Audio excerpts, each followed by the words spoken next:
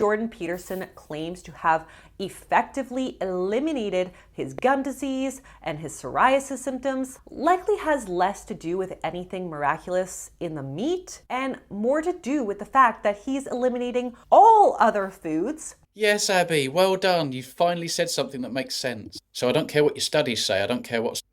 Okay, so this is Kent Carnivore reacting to Abby Sharp. And yeah, Abby Sharp, I've watched a couple of her videos before, especially when I believed the whole 30 plants a week thing. I would have definitely thought that people like her were right before I went carnivore, just because that's what you've always been told, that if you eat lots of fruits and vegetables and lean meats and whole grains, then you're going to be very healthy. And she definitely would be more on that kind of side of things. And I haven't watched any of her videos since I discovered that actually that was wrong, because I did try the 30 plants a week, feed the microbiome thing. But Ken Carnivore is somebody that I've followed since last year when I went carnivore, and he has become quite big. I haven't seen this video before. I just know that I'm guessing from watching previous videos of Kent's that he is not going to like what Abby Sharp has to say. And although I'm not carnivore anymore, and I'm still, but I am doing ketogenic therapy, so I still am extremely low carb. Uh, this is one of the things about carnivore, is sometimes like people can be a little bit dismissive of other people. Um, like I said, I really like Kent, and this is not a call out of Kent in any way, but I do think that the benefits of things like carnivore and keto and things would be less seen as a cultish type of thing, and would reach, because the effects on the metabolism are significant, and the healing effects of having a healthy metabolism on everything from mental health, which is my issue too, like arthritis or whatever, to everything. When you fix your metabolism, it is so significant that it needs to reach the widest audience as possible. So I don't necessarily think that like we're going to attract people to a change of lifestyle that is extremely low carb, where you get fat into ketosis, where you get fat adapted, and you start to really heal your mitochondria. I don't think we're going to do that if we are, kind of hostile or dismissive or like a bit mean. Um, I again really like Kent. Don't think I don't know. I just get the feeling like he's going to be like, you're an idiot, and I don't know if that's going to work to attract people to it. But anyway, maybe I'm just being judgmental. I might be judging Kent before I watch it. But let's get into it. Associations or correlations you can find in the literature, it's meaningless. We have done the experiment on ourselves multiple times and we've figured out what works for us. I don't know why you can't just accept it and move on. Okay, I agree with you. Um, there is no one way for everybody, and we're all different. We all have different stages of our metabolic health and dysfunction and whatever's going on. Um, it is kind of funny that he opened with that clip of Abby Sharp saying like maybe it's because he eliminated all the plants, and it's like, well, that is the carnivore's point. So I mean, that is pretty funny that that she would say that like it's a bad thing, which is actually the point of carnivore. If you were wondering what the you eat on a carnivore diet, well, according to Jordan Peterson, I eat beef and salt and water. buckle up, babies. Let's dive in and debunk some of the pro-carnivore claims he makes on the show. This is so. Okay, so she's already showing that she's going to be dismissive of him. So, Kenny, can I call you Kenny? I know it's not your name, but like, yeah, I feel like you're going to give it back to her just as bad. But she is starting off with that tone. So buckle up, fair enough. I don't know. Cringy. She can't even make a video without reading off a script. I mean, she zooms in on her face and you see her eyes going all over the place. It's really quite strange. Claim number one, the carnivore diet results in weight loss. She, Okay, before she goes into this, I don't know what she's going to say, but let me tell you, I lost about 3 stone in 4 months. I lost 5.5 inches of belly fat, which, mostly probably visceral fat in like 3.5, 4 months. Anybody who tells you that you can't lose weight on the carnivore diet is not doing the carnivore diet. They're doing something else, or they haven't been on it long enough, and they're extremely insulin resistant, and they just need to give themselves more time, because like everybody drops, like you drop significant weight. For me, it was really fast. For other people, it's less fast. But come on, you're not eating any carbohydrates. Like, you are dropping weight. Gonna debunk this. It's fat loss we're interested in, let's face it. I lost 7 pounds the first month. Then I lost 7 pounds the next month.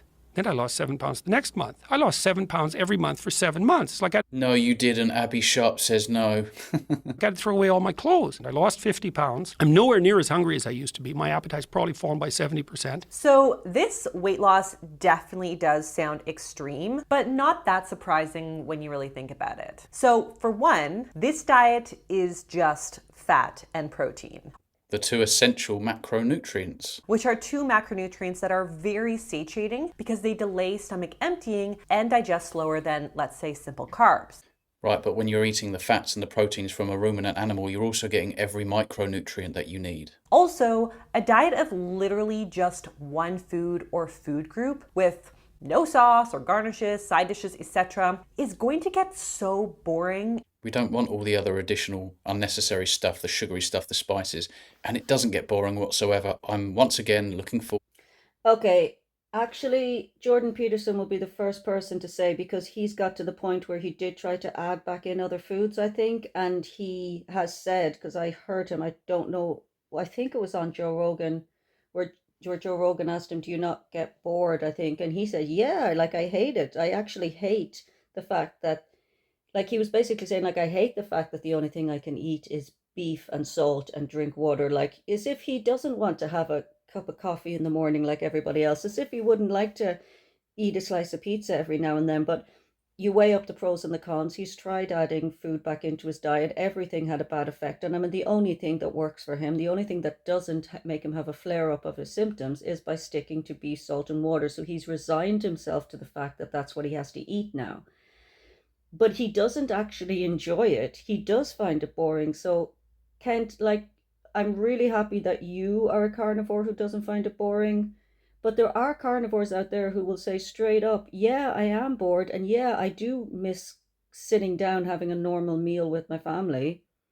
But this is the price I pay for feeling good the rest of the time, you know?" But I am happy for you, Kent, that you don't get bored. And it's definitely easier, I will say, to stick to the diet like that when you're fully fat adapted, because you do really lose your appetite and you lose all your cravings for everything. So, but you're not fully informed there, because Jordan Peterson has admitted that he doesn't like having to do what is essentially the lion diet rather than carnivore. to my delicious, juicy steak today. And monotonous that it's pretty hard to overeat. A lot of folks would just end up eating the bare minimum to keep the hunger pains at bay, because No, we all eat to satiety, actually, Abbey. eating like a second porterhouse is probably going to seem like a huge chore when Not if you're hungry and you're on a carnivore diet. Nope, not at all. you've already had a T-bone for lunch. No, actually, I will agree with Kent here. Like, you don't feel like eating a lot when you first start going into fat adaptation and things like that. But I mean, if you wanted to eat 2 steaks on the carnivore diet, you could eat 2 steaks for breakfast, lunch, and dinner, and you'd still be loving steak.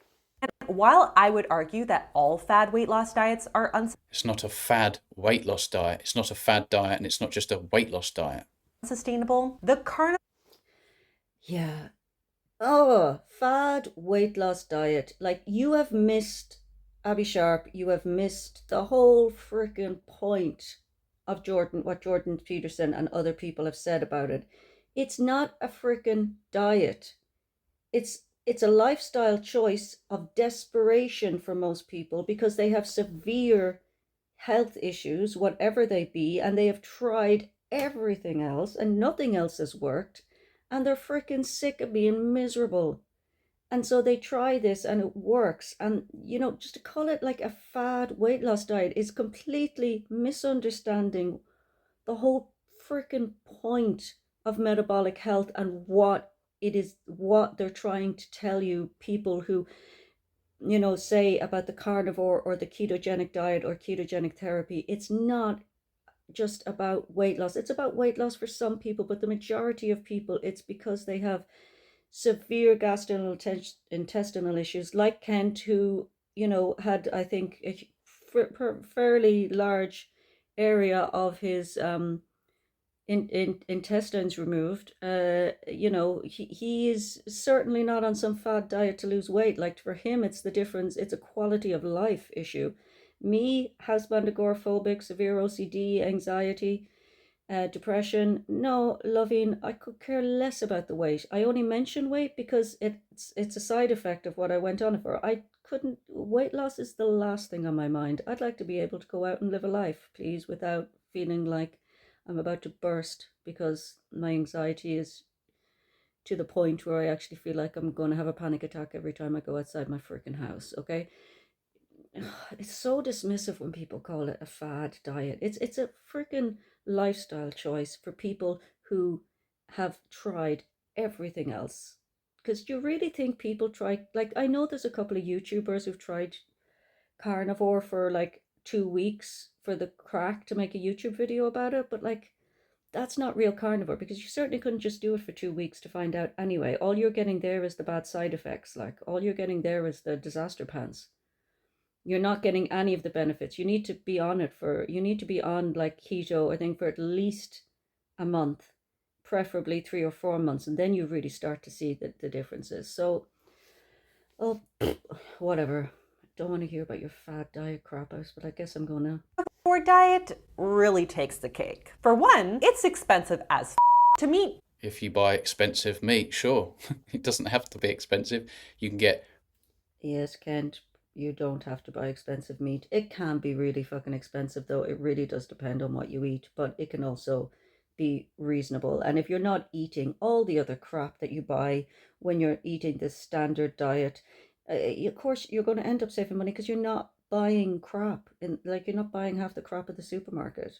freebies from your butchers, fat trimmings, bone marrow. If not, they're very, very cheap. You can get high-fat ground beef and lamb, venison. It's all very cheap. The higher in fat, usually the cheaper it gets. There's loads of options, so it doesn't...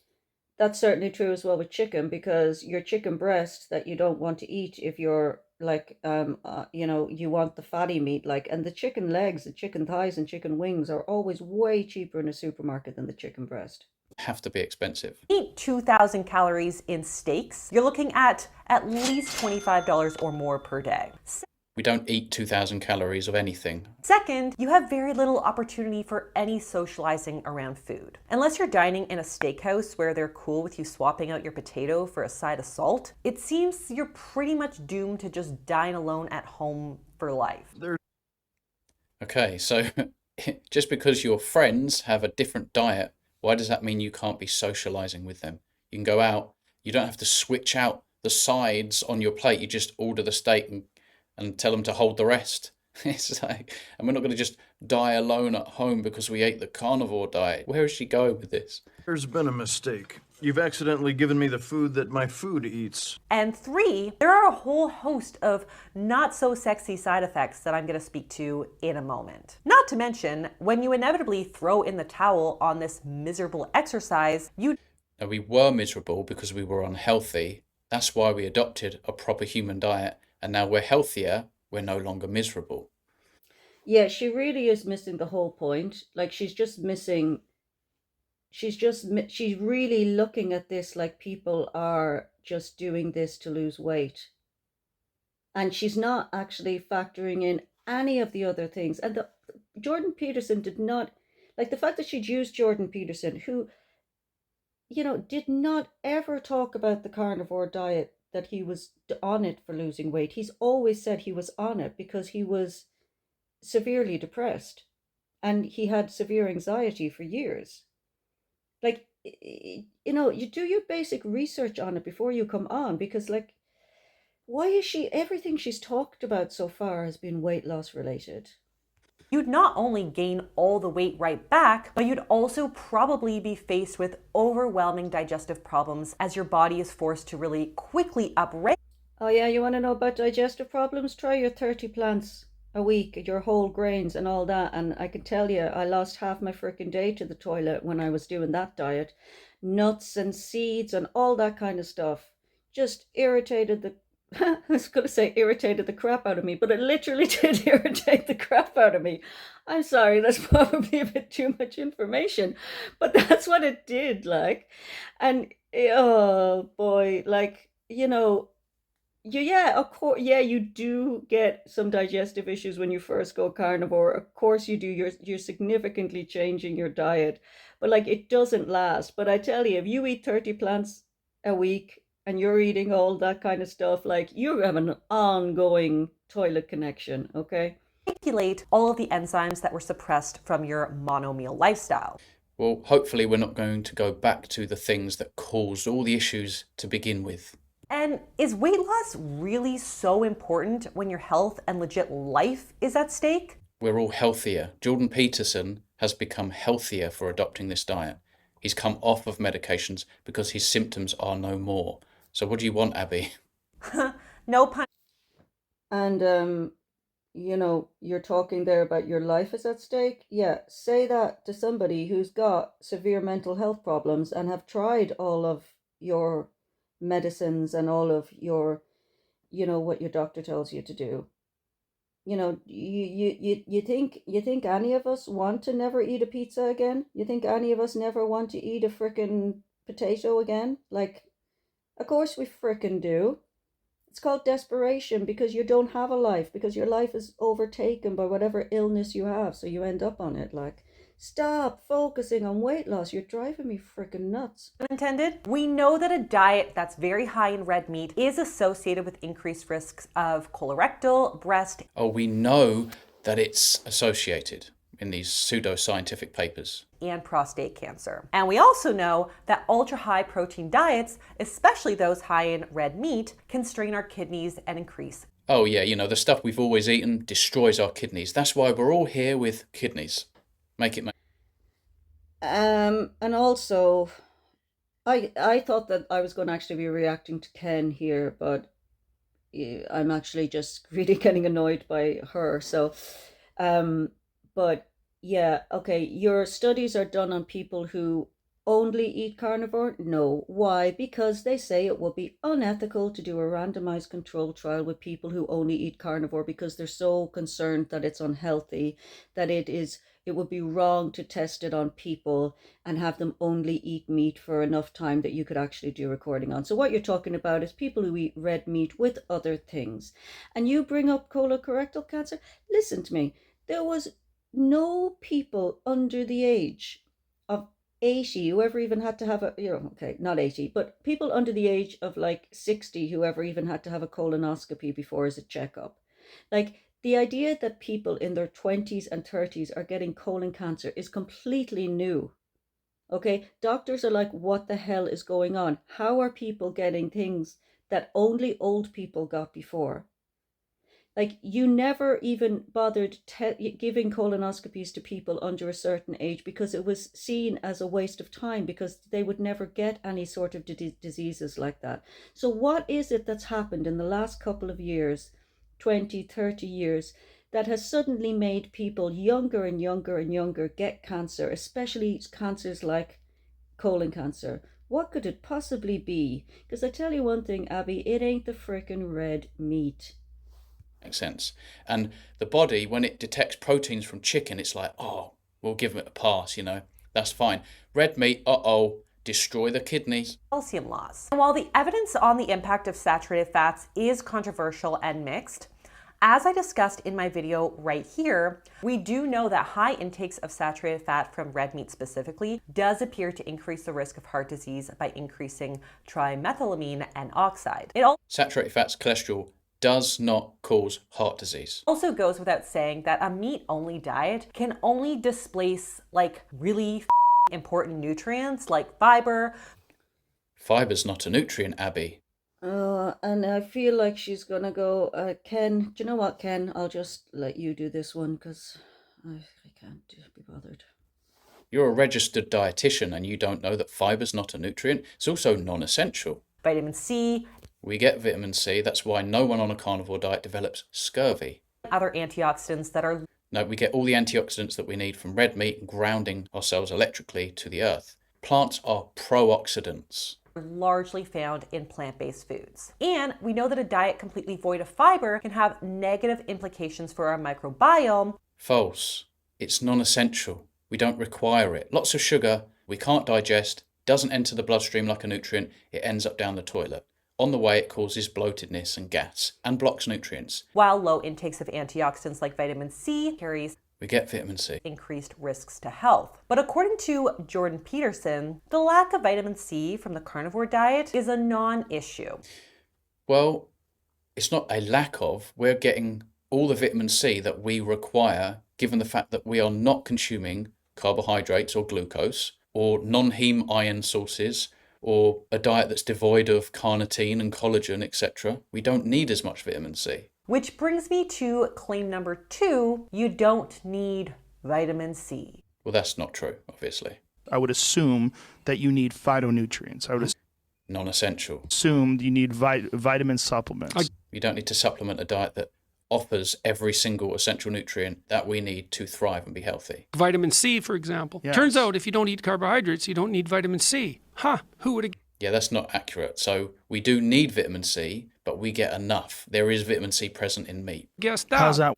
I'm pretty sure that beef has vitamin C, and there's also some research, I think, as well, that comes out that says that, like, if you, the kind of rarer you eat the meat, that it can, I think the body produces and what we need of vitamin C. It's like the body needs glucose, but the body produces the glucose and what it needs to a certain extent if you don't need to necessarily get it from food. So I'm not an expert in this, I don't know, but yeah, there's definitely, like, it just does make sense. Unless scurvy is not actually caused by a lack of vitamin C. I mean, like, there's no way that there are people who've been on the carnivore diet for 20 years. There's a lot of people who've been on the carnivore diet for 10 years, 8 years, and ain't none of them got scurvy. Like, so unless scurvy has nothing to do with vitamin C and they were wrong about that, then it means the body produces the vitamin C that it needs, or it gets it from you.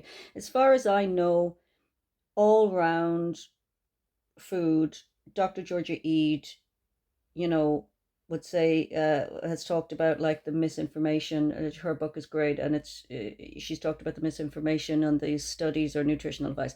I'm pretty sure that beef is an all-round food. It pretty much contains, I think it actually does contain everything that we need.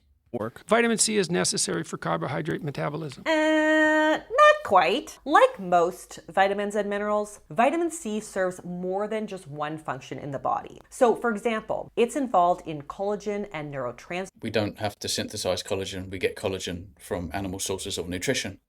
immune function, Our immune function improves on a carnivore diet. Explain that. wound healing, I've had a very large surgery on a carnivore diet and my wound healed twice as fast as anticipated. iron absorption, and it's Again, this is so iron absorption. They should put non-heme iron absorption. Okay, we only need vitamin C ferroreductase to convert non-heme, which is in plants, to heme iron. We get plenty of heme iron, and so we don't require vitamin C for this. Anti-inflammatory, well, we get vitamin C in meat. also I'm going to just apologize here, Kenny. I thought before I watched this video that you were going to be I thought you were going to be a little bit almost on the borderline of rude to Abbey, as in one of these carnivore videos where it's like, oh, look at this moron talking who doesn't know anything. And you actually being very temperate with your thing and factual. And she is, on the other hand, doing the whole facial expressions.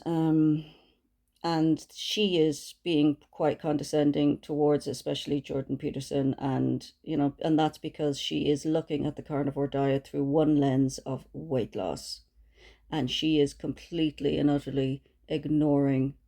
Now maybe she'll get into it later on, but she's completely and utterly ignoring the metabolic the metabolic health related issues of why people go on to extreme low carbohydrate diets, or no carbohydrate diets. So I apologize, Ken. I was being a bit presumptuous, and you turns out you are not doing anything. She is, on the other hand, being quite dismissive of the diet, of the people who have found benefits from it. Anti-inflammatory due to its antioxidant properties. So yeah, I definitely wouldn't knock the importance of vitamin C as strictly just a metabolizer. Plus, vitamin C is actually involved in protein metabolism by playing an important role in the synthesis of collagen, L-carnitine. We don't need that because we get it directly from animal sources of nutrition. Catecholamines, and other proteins. This is why vitamin C is essential for wound repair and healthy brain function. How did I heal so well then, in double speed, on a carnivore diet that doesn't have enough vitamin C? Clearly it does. Along with a ton of other things. With that Like what? said, what happens when you're not getting any vitamin C from the carnivore diet? Well, I mean, maybe if you're only eating canned dried meat, but who's doing that?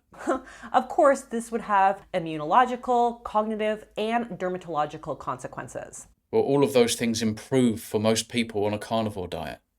And in extreme cases, you could develop scurvy, which results in symptoms of fatigue, inflammation, depression. We've just reversed our depression, both myself, Jordan Peterson, his wife and his daughter on a carnivore diet, and none of us have. She literally hasn't. She hasn't actually done any research on the carnivore community. She's picked Jordan Peterson and then said, well, what does the carnivore diet entail? And then went on some sort of thing of using some sort of rant of different nutritional values of what she's been told are, scientific studies. But she obviously hasn't watched any people from the carnivore community who are very, very active on YouTube and very easy to find on podcasts. She hasn't heard, to actually say that, not having vitamin C can cause depression when you're talking about the carnivore diet, with how many people have told their stories of their depression being significantly reduced or being completely taken away by going into ketosis and fat adaptation and healing the metabolism through carnivore diet or keto diet or any of these low carb ways that people eat. Why is she making this video if she's not interested in actually listening to the people who are on the carnivore diet? Why are you bothering? Scurvy. And in some cases, even death. Maybe it's none of my business, but if you eat 3 pounds of steak every day, you're gonna die. However, Take it up with Sean Baker. He seems to be doing quite well. proponents of the carnivore diet argue that you can apparently obtain enough vitamin C from a meat-only diet to prevent scurvy. And while they're technically not wrong here, since research on Inuit communities suggests that one can obtain vitamin C from animal organs and raw meat, Muscle meat is sufficient, but organs will give you a little bit more. She hasn't actually debunked anything yet. I thought she was going to debunk all of these things. you would have to eat a lot of meat. So for example, you can eat 770 grams of raw beef liver to get a pathetic 10 milligrams of vitamin C, or you can take a single bite out of an orange. Your choice. Why would we want to take a bite out of an orange? I've never seen an orange grow here in the UK. They're certainly not available all year round. It's full of sugar. What are we doing exactly? Your choice. So while carnivore dieters may have hacked their way into preventing scurvy by eating No, we're not hacking our way. We're just eating appropriately as a human being. more organ meats, it's very unlikely that they would be hitting the 90 milligram daily vitamin C recommendation. What, for men? And that's an RDA that's in the context of a standard Western diet or a carbohydrate heavy diet. So you're not taking in the fact that there's a lot of nuance here. Which you can get. And can I also point out that you just, again, it's talking about people in the carnivore community with it. So you have watched videos from people in the carnivore community who have been talking about things, and you still say that it can cause depression? Are you just purposefully ignoring what doesn't suit your narrative? Because I think you might be in like half a bell pepper without inadvertently We don't want solanine poison from a nightshade. throwing everything else out of whack. Lastly, proponents of the carnivore diet are quick to rag on vegetables for their anti-nutrient properties. All plants contain anti-nutrients. Jordan Peterson never explicitly spoke about this on the podcast app, but I do really want to quickly debunk this. Debunk? You haven't debunked anything yet. Since we're all here, and it does come up quite often. Now, it is true that some vegetables, legumes, and whole grains do contain anti-nutrients that reduce the absorption of some vitamins and minerals. Every single plant on the planet, fact. But in general, anti-nutrients are not a major threat to our health, and the foods that contain Explain that to people that can't reintroduce the plants back in the diet without having issues. It's just ridiculous. them also contain beneficial nutrients like fiber. That's not a nutrient. And also, can you please read Georgia Eade's book? Because Dr. Georgia Eade goes through all of this and the nutrition and what has been thought to be nutrition. And she will talk about how the anti-nutrients will stop the absorption. All of these things you're talking about absorbing, listen to me, they might be in the fruit, but just because there's a nutrient in a fruit does not mean that the human body is able to absorb what's in the fruit. Like, it doesn't mean that the human body can absorb it, especially if it's eating it with something else that might be blocking it. Like, it's extremely complex. You can't just say, oh, an orange has this much vitamin C, so when we bite into the orange, we're getting that much vitamin C. The body doesn't work like that. The absorption rate it's challenged on a number of different levels. And most, the body can't absorb all of these nutrients that you're talking about anyway. So, I don't know.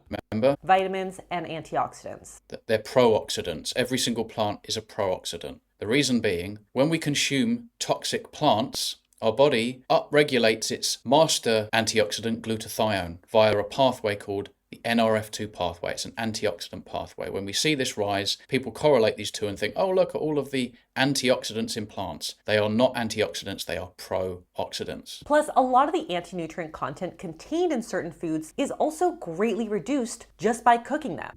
So is the nutrition, Abbey.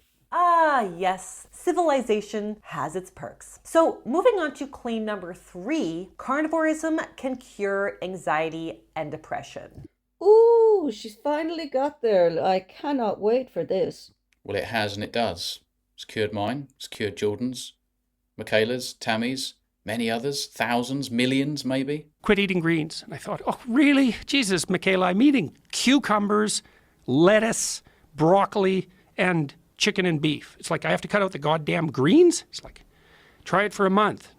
Okay, within a week. I don't know what she's pretending to tap away at here while she drinks her tannic acid in her tea that's going to deplete minerals. Week, I was 25% less anxious in the morning. Within 2 weeks, 75%. And I've been better every single day. No, you haven't. Abby says no. I'm better now, probably, than I've ever been in my life. And I haven't been taking antidepressants for a whole year. Listen, what works for one person's mental health is not going to work for another. So take But apparently one diet works for everybody. drugs. Let's just go down the mainstream route. Don't address root cause. Take drugs. I will never belittle Yes, Kent, you are right. It's so ridiculous. Pop a pill and everything will be better. someone's lived experience. You constantly do, Abby. But what does the data say? Well, Loving, you've literally just spent the last, 10 odd minutes pulling faces at lived experience. Like, shaking your head at lived experience. Like, what are you talking about? And data from who? Like, where are these studies coming from? Because I swear to God, there was a Harvard-trained doctor on the news last year talking about how obesity had nothing to do with the food that you eat. It was purely genetic. So you're going to get, like, who's funding this data you're about to wise us all up with? there was really only one retrospective study on the carnivore diet, which used self-reported data, aka pretty much the biased bottom of the barrel All nutrition studies, forget them. Most of them are absolute garbage. when it comes to study design quality. But anyways, so any effect that the carnivore diet may have on mood disorders like anxiety and depression is largely anecdotal and not evidence-based. Just millions of us, forget Because they won't do randomized controlled trials on the carnivore diet because of people like you saying it would be unethical. about it. It's not important. However, we do have some research on the effects of the keto diet for depression. And given that the carnivore diet is essentially like a higher protein version of the keto diet in that it eliminates carbs and puts the body into a state of ketosis, it does give us a better idea of what might be going on neurologically. So carnivore diets aren't always ketogenic diets, right? For that reason. A carnivore diet could consist of nothing but milk. And there's no way if you're going to drink loads of milk, it's a ketogenic diet, right? So there is a difference between a ketogenic diet and a carnivore diet. There is no such thing as the ketogenic diet or the carnivore diet because they're all different. Okay, but Kent, in fairness, the point that I'm making is that it doesn't matter which one you're on as long as you get into ketosis, you stay in ketosis, you become fat adapted, and you go into mitophagy and things like that that will increase your number of mitochondria and replace your damaged mitochondria with better, more numerous, more better functioning, healthier mitochondria, and that's when the magic happens. As far as I'm concerned, from what I've watched, that's the impression that I get. And it doesn't, I'm not one of these people who thinks that, like, if some people will have allergic reactions to certain foods, that's fair enough. But I'm not against eating plants. And again, even Dr. Eid will say, like, I don't care what somebody eats. Whatever they want to eat, I'll work with. We just need to make sure that they're in ketosis when they're doing it. Obviously, it's much easier to stay in ketosis eating some foods and not eating others. Research suggests that the keto diet may help to improve symptoms of anxiety and depression by increasing. It's absolutely the most effective way of addressing mental conditions. 100%. Is very well researched. Increasing circulating levels of the neurotransmitter GABA, which plays a key role in managing stress, anxiety, and mood. However, more research is needed to fully understand this mechanism before we can recommend the keto diet as a legitimate treatment for. What's the keto diet?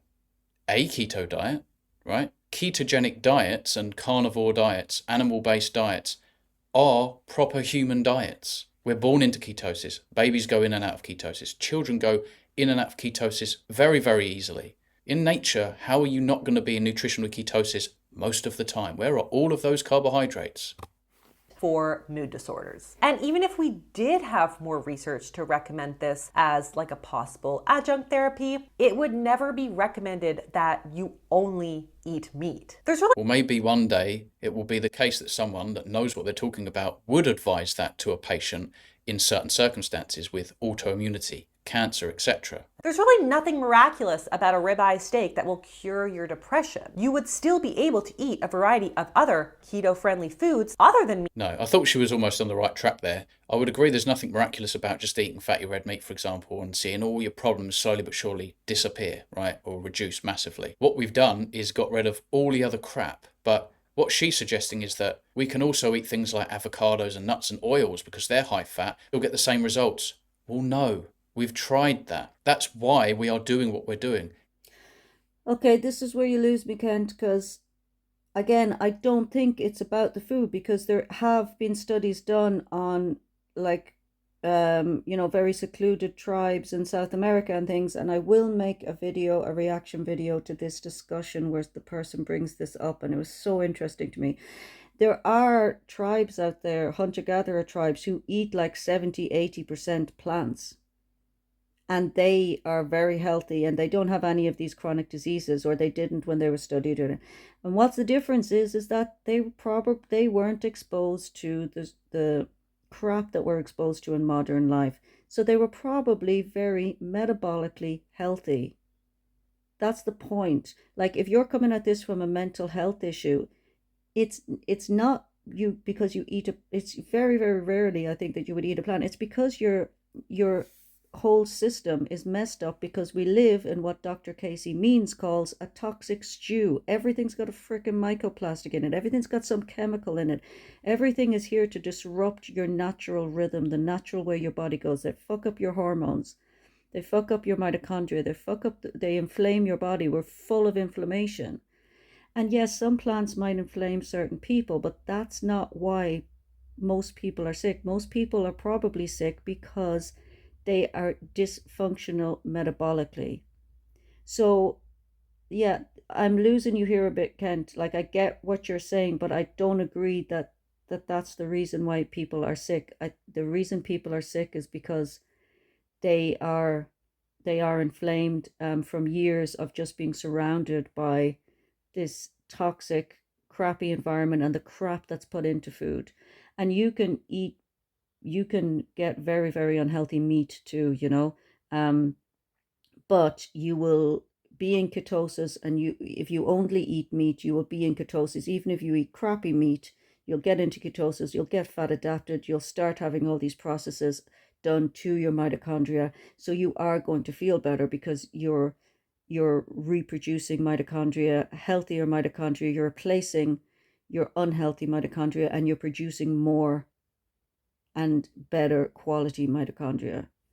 It's not a laugh. It's not funny. We don't think it's super clever to eat only red meat. If we could eat, I don't know, pizza, pasta, whatever it is that a lot of people like, then we probably would, right? We would eat what we enjoy eating because there's no consequences.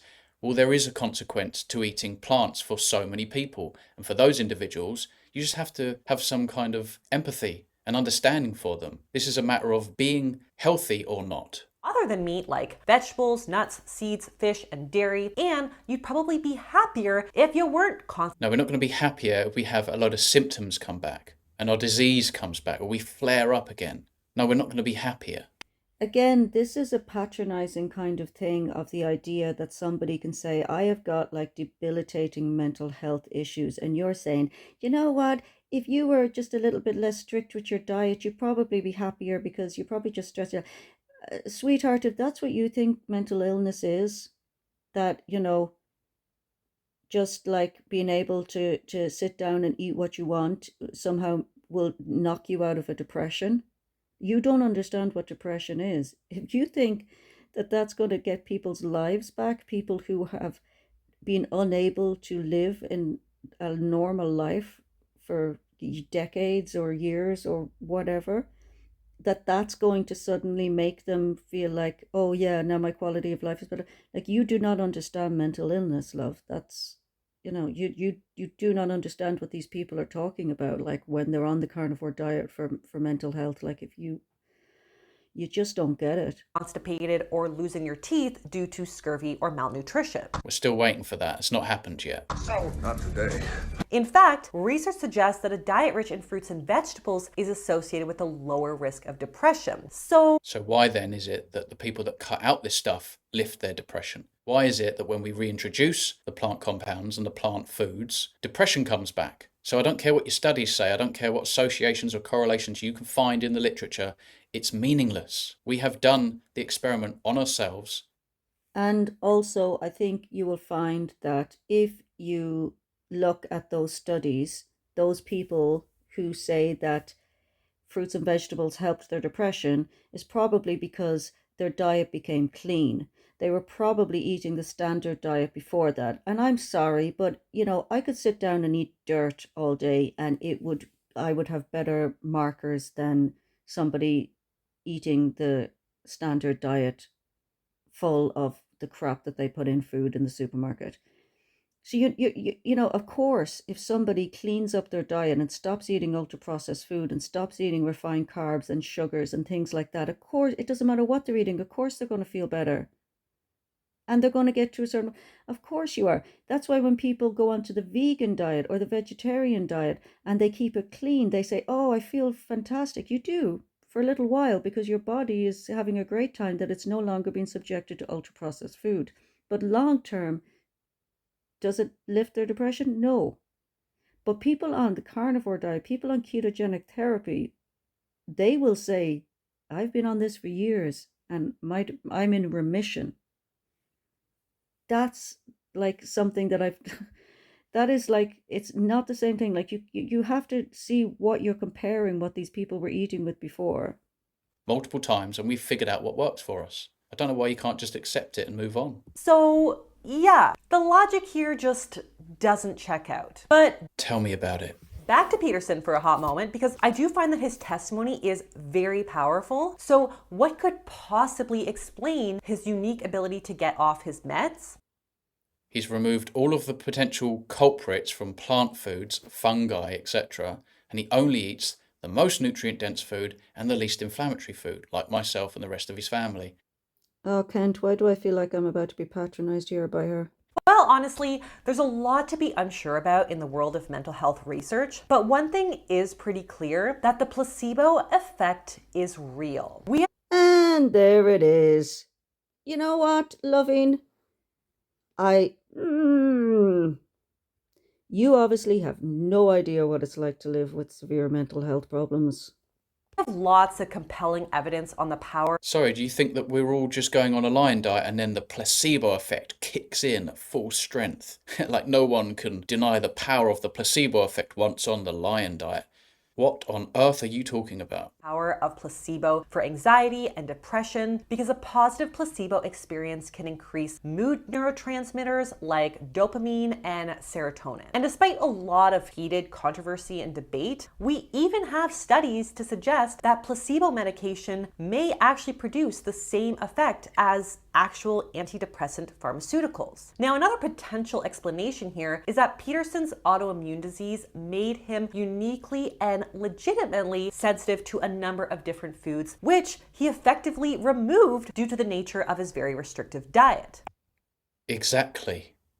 So what are you trying to say? And that brings me to my next point. Claim number 4, carnivorism cures autoimmune diseases. Okay, I don't know what she's going to get into here, but like, this is where it first came out. Like, this is what people, like, there has been significant amount of people coming out with autoimmune disease who are saying that they have been completely cured by going onto a carnivore diet. So, oh God, what's she going to say now? See this time and time again, over and over. Autoimmune diseases respond miraculously to a carnivore diet without dairy or a high-fat lion diet. 1 to 2 That is very true. meals a day and fasting. Absolutely the most effective way to address autoimmune conditions. And my psoriasis disappeared. I've had gum disease since I was 25. That's been serious enough to have, I've had to have minor surgical interventions, scraping and that sort of thing to keep it at bay. It's gone. I checked with my dentist before this last tour. No inflammation. So as I discussed in my video on downshiftology, which you can watch right here, autoimmune diseases are complicated as but simply put, an autoimmune disease is a condition where the immune system attacks part of the body that it mistakes as foreign, even though they're otherwise perfectly healthy cells. So the first step in alleviating autoimmune disease symptoms would be to lower the chronic inflammation and by removing all the possible culprits from the plant world. ultimately get the gut in check to help Exactly. downregulate this autoimmune response. But because there's no standard diet protocol for most autoimmune diseases, Well, there should be, and it's called a PKD diet, right? Paleo ketogenic diet. High-fat lion diet. 1 part fat, 2 parts protein on your plate. 1 to 2 meals a day and fast. it ends up being a lot of trial and error to be able to kind of like. Can I just say, Kent, yeah, for autoimmune disease, I will say that I have made another reaction video to this idea of fasting, because fasting is great for some people, but if you are especially a woman who is in her 40s or 50s, check out Dr. Stacey Sims when she talks about fasting. Fasting is not good for everybody, and I have in the last couple of weeks just discovered Dr. Stacey Sims, and I have implemented her idea, because I used to always do at least 16-17 hour fasts, and actually I think I've been contributing to a cortisol spike for myself in the morning. So depends who you are, depends how you do it, but you know, if you are a woman in your 40s or 50s, what's going on, the changes and then the hormones in your body and things like that, definitely you want to be careful with fasting. pin down the specific food triggers, which Right, so we keep taking more and more things out until we result in eating exclusively the safest, best, most nutritious and least inflammatory food on the planet. should ideally be done through an elimination diet under the supervision of a registered dietitian. I disagree with the second part. Goodness, how on earth would you be able to help anybody? So the fact that Jordan Peterson claims to have Yes, there we go, Kent. I think that might have been your first real, borderline bitchy comment. Well, it's not even borderline, that was a bit bitchy, but, I totally get what you're saying, because she's been quite patronizing, and she obviously is not really taking anybody's, the literal thousands and thousands of people who are on carnivore or ketogenic therapies or ketogenic diets or any of these things. She's just not taking it seriously at all. effectively eliminated Yeah, he's just an imposter. He's just on the Joe Rogan podcast, just making it up. We're all making it up. All my autoimmune diseases are the worst ever. I think my arteries are getting clogged. In fact, I think I'm having a heart attack. Oh my goodness. his gum disease and his psoriasis symptoms likely has less to do with anything miraculous in the meat and more to do with the fact that he's eliminating all other foods. Yes, Abbey, well done. You finally said something that makes sense. A few of Okay. Yeah, there you go. There's bitchy number 2. But I mean, Kent, yeah, it's funny. But I get it, Kent. I'm finding it hard here not to just want to get a bit bitchy with this one myself. which may be triggering for him. In other All of which. words, we don't need to eliminate all vegetables when Yes, we do. only broccoli and cauliflower are the ones triggering symptoms. This is your pointless, vacuous opinion. A limited diet, especially one devoid of fiber, is the absolute worst diet for It's the absolute worst diet. Something that doesn't contain something that's indigestible and non-essential is the worst diet ever. a healthy microbiome. And a healthy microbiome is really the key. No, let's stop with this microbiome crap. Let's address the diet first, and then the biome follows, not the biome first. That makes no sense. Your biome will adjust accordingly every time you put something different in your body. To long-term remission from autoimmune or inflammatory conditions. So why then, when we only eat fatty red meat, which would potentially reduce the diversity of our biome, does our conditions go away? Because all the time that the Peterson family and myself stay on a lion diet, we're great. So why would we change that? Why would we reintroduce things? The diversity, we need to eat variety to increase the diversity. Well, that's when our autoimmune disease comes back. One of the hypotheses that we've been pursuing, and there's some justification for this in the scientific literature, is that the reason that you lay on layers of fat is because the fat acts as a buffer between you and the toxic things that you're eating. And maybe when you strip out that protective layer, then you're more sensitive to what you shouldn't be eating. Nope. Time to go back to the drawing board on the She's reading a script. All of this is scripted. hypothesis here, Doc. Science, damn you! First of all, your body fat doesn't metabolize food, your digestive And she's just doing a science damn you joke. Okay. system does. Most importantly, your gut and your It's all important. Your whole digestive system is important. It's not just about the gut. Let's just isolate the gut. That's the only thing that matters. Your gut plays a very important role in regulating autoimmune disease symptoms. But Which is why we want to seal it. what we most often see in folks with autoimmune disease is a weakening of the integrity of the gut, which often results in intestinal permeability, otherwise known as leaky gut. Yes, the culprits being plant compounds and casein protein from dairy. This is why it's so important to focus on nutrients that support gut barrier function, like omega-3 fats, Which don't exist in plants. We get DHA and EPA exclusively from animal sources of nutrition. vitamin D, We get vitamin D3 from animal sources of nutrition. We don't want vitamin D2, which is found in plants. probiotics, and Probiotics don't work. If they did, you'd only ever have to take one and you wouldn't have to keep writing it on your shopping list every week. antioxidant-rich foods. They are all pro-oxidants. It's also just as important to focus on food variety to support a False. Every animal, every species is specialized in eating certain substrates, not the rainbow. What other animal eats everything in moderation? That's ridiculous. diverse microbiome. And surprise, surprise, that is not possible on a meat-only diet. But we're healthier, Abbey. So what's the issue here? All of our symptoms have gone away. That's the definition of health, right? No signs that there's something wrong. I'm not aware of any part of my body. Everything ticks over well. But that's wrong. With all that said, it's important to note that Jordan Peterson's experience and success on the carnivore diet is... Oh, keep your air quotes, lady. How dare you put that in air quotes? His success, the man is traveling around the world, he's extremely successful, and he's obviously not, severely depressed anymore or severely anxious. So why can't you just accept that and take his word for it? Like, why would you put that in air quotes? You're talking about somebody's mental health. highly individualized and likely has to do with severe food sensitivities and Yes, which he's cut out. How are you not getting this? intolerances to a lot of the foods that he cut out. And while there is a very small possibility that beef is the only food that is well tolerated for him, although Ruminant meat. highly unlikely, it's Sure, a silly opinion, Abbey. important to keep in mind that one individual's unusual experience... It's not an unusual experience. Let's put you through it and then listen to people criticizing you for doing something that works for you. does not build a case for universal adoption. Ultimately, the carnivore diet is overwhelmingly restrictive. How? What's restrictive about being liberated? After being depressed and on medication, now we're liberated and free and healthy. And we get every single nutrient we need in terms of consumption from a cow, from ruminant meat.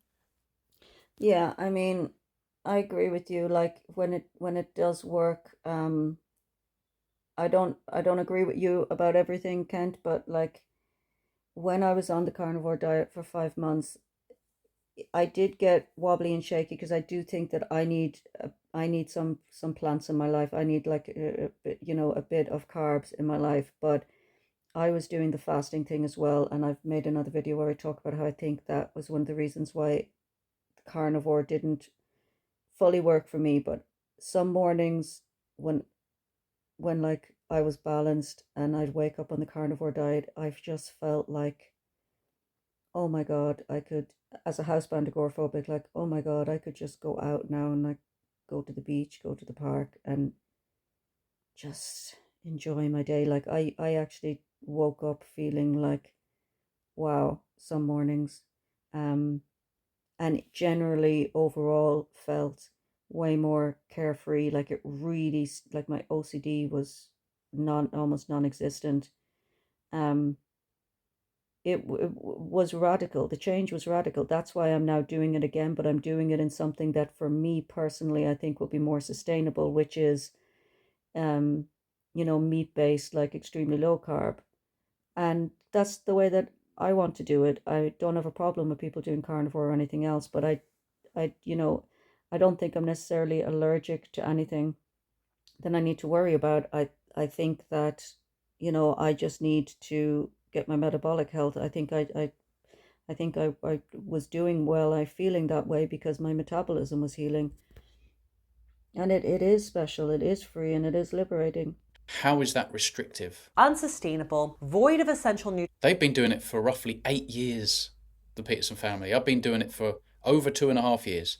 It's sustainable. Nutrients like fiber and antioxidants. It's not a nutrient, Abbey. You're a registered dietitian. Come on now. And increases the risk of negative health consequences like Prove it. Risk. Why are you using that word? scurvy, heart disease, cancer, and poor gut health. Prove it. Why is it that we're all getting better? We're all getting healthier. How can we get healthier and feel good and present well and then have someone like you say, no, problem. There's no problems. They've all gone away. You don't have to be an Abbey stan to know that this is a hard pass for me. Yeah, because you're a brainwashed, registered dietitian that doesn't know a single thing about real nutrition. You don't understand the hard science whatsoever. You think you understand nutrition science, but it's a load of correlative, associative, vacuous crap. And all of the stuff that you studied that makes you feel like you're a knowledgeable person in this realm is based on corrupt history and the food guidelines that got everybody sick and out of shape. On that note, I think Ken has made his point. I'm gonna go eat a banana right now. That is Sugar, yay! Well, I'm going to go and eat a steak, and it's going to be absolutely delicious like it is every single day. Okay, well, what am I doing?